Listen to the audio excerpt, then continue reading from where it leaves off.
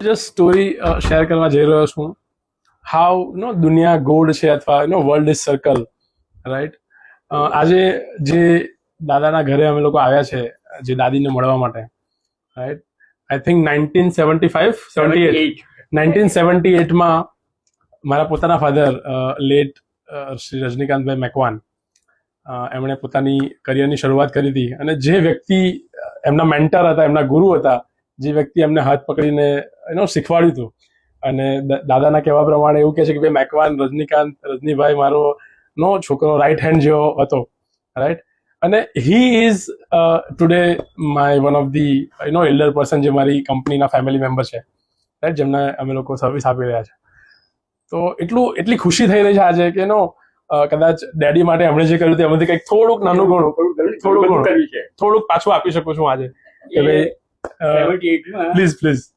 In fact એલિકોસ બહુ મોટી company છે, વેરિયસ ડિપાર્ટમેન્ટ છે. ફરતા 70માં I was transfer to grand Euro, એ તમારો ફાધર હતા.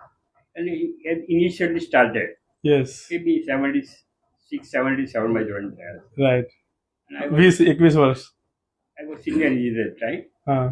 And he was so nicely, so cooperative. He was promoted as a sergeant. Yes. એટલે જેને બહુ એક્સ્ટ્રોનરી વર્ક હોય છે ને, એમને સ્ટાફના બધા એડ્રેસ મળશે. અને મારા ત્રણ બાળકોના જે મેરેજ થયા છે ને, એમાં 4 ફેમિલી હોય તો જેને હું કમ્પ્લીટ ફેમિલી સાથે ઇન્વાઇટ કરતો. વન ઓફ યોર ફાધર એને અમુક જવાબદારી આપો કે ભાઈ રજની તારે આટલું કરવાનું છે. 4 જણ હતા. મારે એન્જિનિયર જે હતા ને એમને હું ખાલી એમ કહું તમારે આઈને ખાલી ખાઈને જતું રહો, રાઈટ. Only husband wife. પણ તમારા 4 જણ એમ કહું તમારા ફેમિલી સાથે વાઈફ ચિલ્ડ્રન બધા લઈને આવો. એટલે પર્સનલી બહુ કામ કરેલા મારે. અને ઘણી વાર હું તમારે ક્રિસમસ વખતે આવેલો, સો નાઇસ મેન. અને I was very shock when I heard the news, right, કે somehow he left this went to heaven.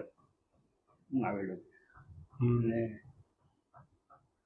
આ શું બાકી રહી સો શોખ એકચ્યુઅલી.